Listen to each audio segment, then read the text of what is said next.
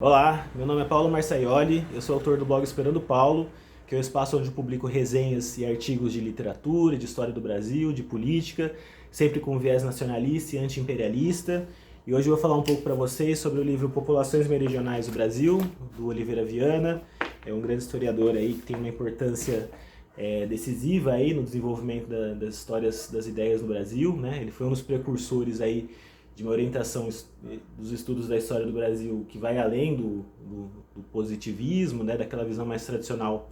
Então, retomando sempre que o início dos estudos da história do Brasil vão se dar em meados do século XIX aí, com a fundação do IHGB, a gente tem o seu grande patrono, que era o Varnhagen, né, que vão sempre ter uma orientação de estudar a história do ponto de vista mais institucional, é uma história que mais voltada para a história dos grandes eventos, que está muito lastreada naquelas fontes mais documentais, né, uma história oficial, né, uma sucessão de grandes eventos. O Oliveira Viana ele já parte, né, ele já inicia uma nova orientação nos estudos da história que é muito mais aberta à interdisciplinariedade, né. Então não é uma história puramente descritiva. Ele já começa o livro dizendo que a história ela tem que se incorporar das ciências sociais e também das ciências naturais, né. Então nesse sentido ele já é um precursor aí desses grandes historiadores que vão surgir depois, principalmente na década de 30, essa geração modernista, né? Então Caio Prado Júnior, com o viés mais materialista, né? Vinculado ao marxismo, Sérgio Buarque de Holanda, com a linha mais weberiana, o Gilberto Freire, com a linha mais culturalista, né? É um autor que hoje a gente talvez tenha bastante dificuldade de tratar, principalmente em ambientes da universidade e tal, porque ele está muito preso ainda, né? Ele vai produzir na década de 10, década de 20, esse livro é de 1920, mas está muito influenciado por algumas ideias de tipo puramente racistas que a gente tinha aí no final do século XIX, naquele pensamento cientificista que buscou traduzir, incorporar os elementos, os estudos das ciências naturais para o estudo da sociedade, né? Isso se deu em torno de teses eugenistas, teses racistas, que serviram inclusive de substrato, de justificativo para o próprio imperialismo levar adiante a política de espoliação, né? Então se falava que era o fardo do homem branco, né? E essa atividade imperialista sobre a China, se deu sobre a partilha da África, né? Ela teve como esteio, como base, como substrato, essas ideias aí de tipo racistas, eugenistas, né? A gente fala em darwinismo social. Então ele tem essa influência, ele está impactado com esse tipo de ideia. Então assim, dessas 300 páginas que são esse livro, vão ter 20 páginas que ele vai tratar da segregação racial que realmente geram um certo espanto, né? Mas a despeito dessa passagem, ela não contamina todo o restante da obra. E é um livro que vale a pena mesmo com essas dificuldades que a gente teria em traduzir isso, ainda mais nos dias de hoje, né? Que a universidade a gente tem bastante sectarismo com relação às discussões em torno dessa questão de gênero, dessas questões raciais, né? Mas é um livro que vale a pena ser lido e estudado porque ele cria, né? Ele cria uma interpretação toda original em torno de como se deu a conformação do Estado brasileiro e a crítica, principalmente a crítica que ele faz ao liberalismo, né? Ele se opõe à política liberal, né? À tradição de descentralização do poder, aos movimentos separatistas. É muito interessante e ela pode ser inclusive compreendida até nos dias de hoje, né? Então, falando rapidamente sobre a vida dele, né? Ele nasceu em 20 de junho de 1883, na cidade de Saquarema, era filho de um fazendeiro, né? Aí já um dado interessante, né, uma curiosidade, porque Oliveira Viana ele é um expoente, né, um grande representante do pensamento conservador autoritário brasileiro, né? E Saquarema era a forma como no Segundo Império, durante Dom Pedro II, se qualificavam os militantes, né, aqueles que eram do partido conservador, né? Ele já veio o Saquarema consta que era uma fazenda que era de um dos senadores que eram ligados ao Partido Conservador.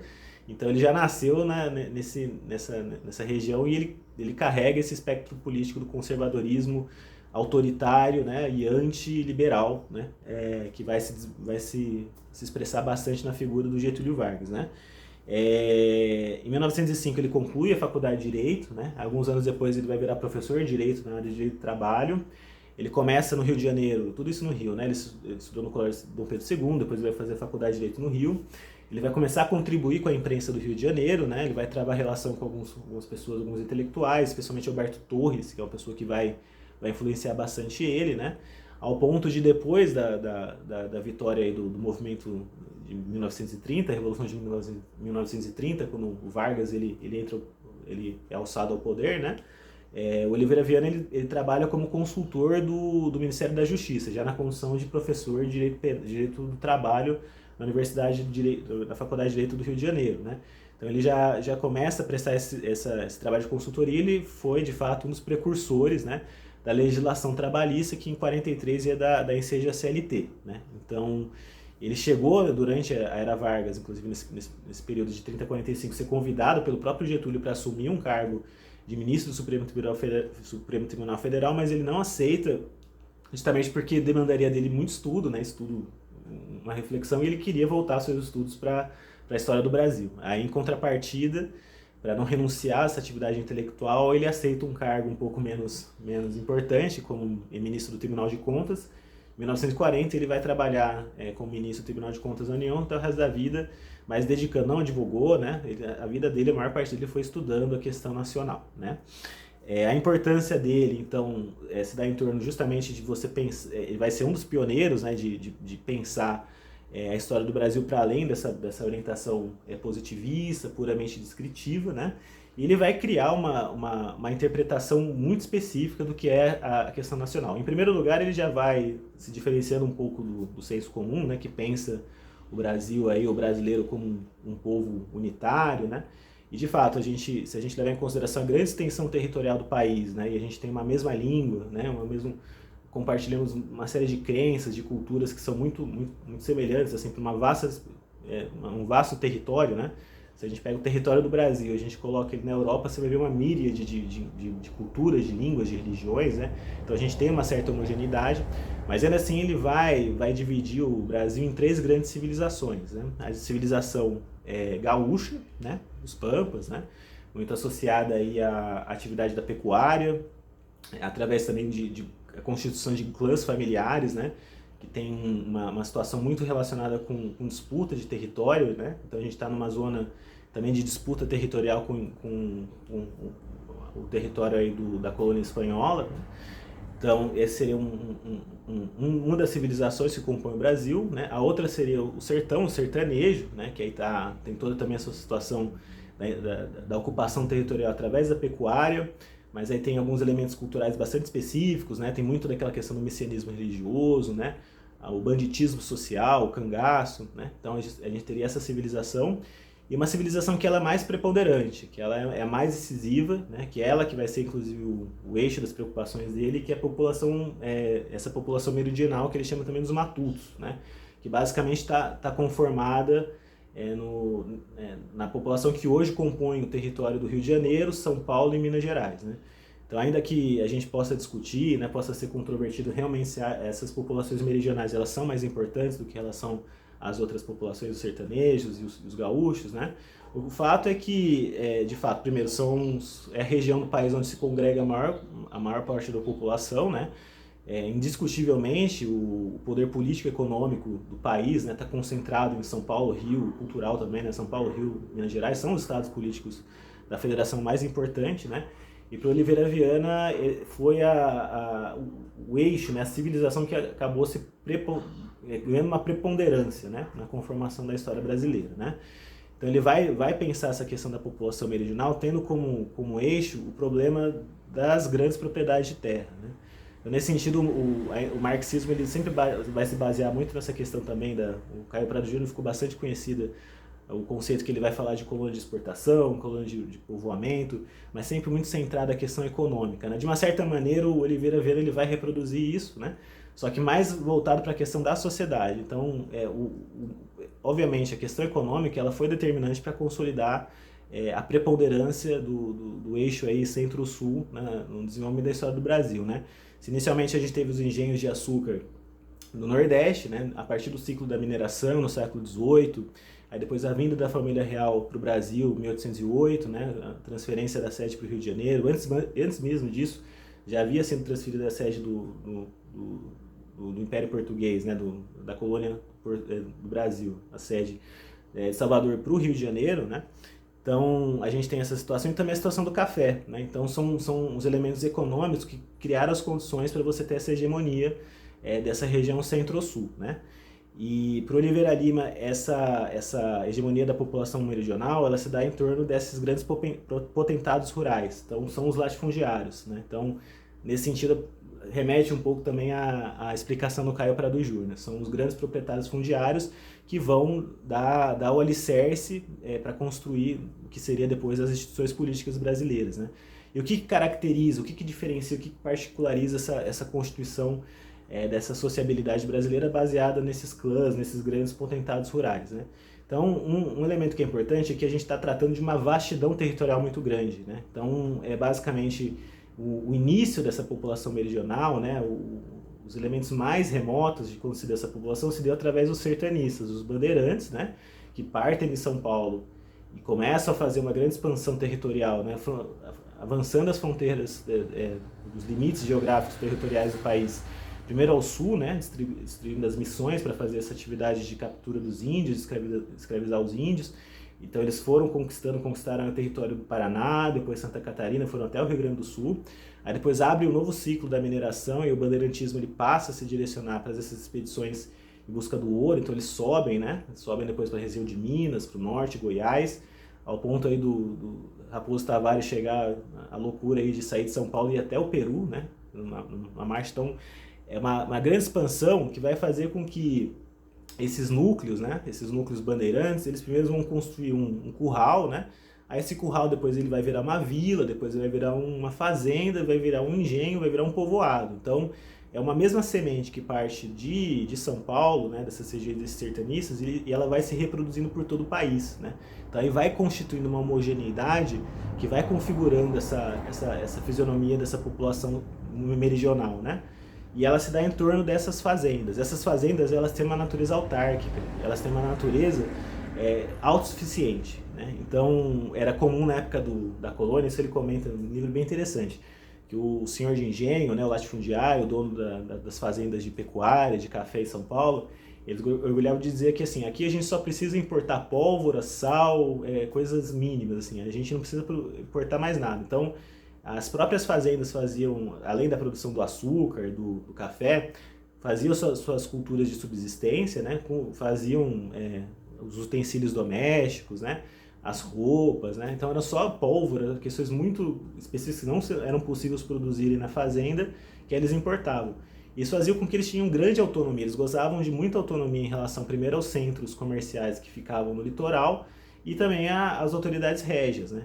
Então isso dá um poder muito grande a esses potentados de terra, ao ponto do Oliveira Lima ele falar que entre 1500 e 1700, né, os primeiros 200 anos de colonização, e a gente fica chocado, porque ele traz bastante evidência e ele é bastante convincente nesse sentido.